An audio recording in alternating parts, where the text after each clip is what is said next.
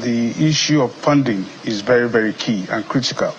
I recall that, like in the United Kingdom, you even have some of the airports or ships, seaports being run by local governments. And they are able to do that because of the funding capability.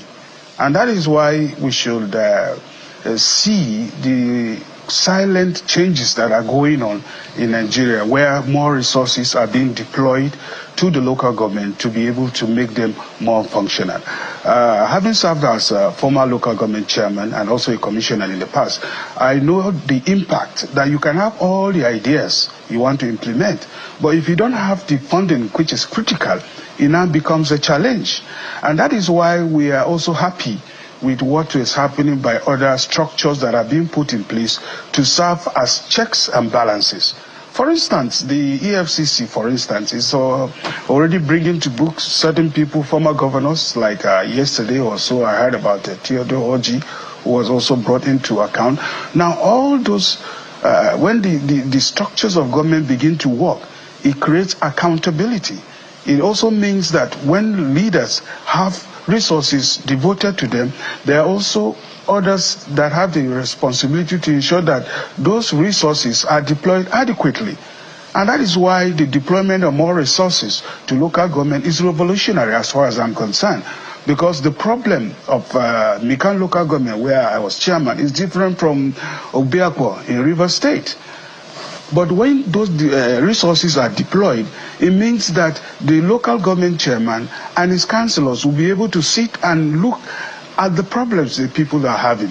Is it the issue of a culvert? Is it pipe bomb water? Is it agriculture? Is it canoe? So those we need to trickle down development to the grassroots. And one of the key ways to be able to do that is to empower the third tier of government, which is being done as we speak.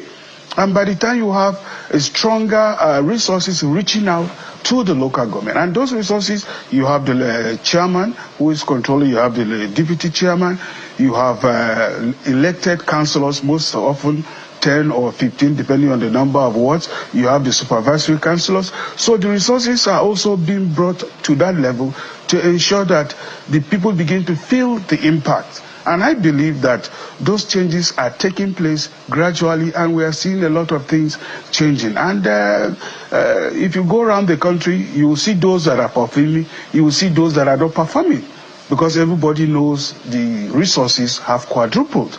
So I believe that this is one of the ways. Another way is also the reforms that are ongoing.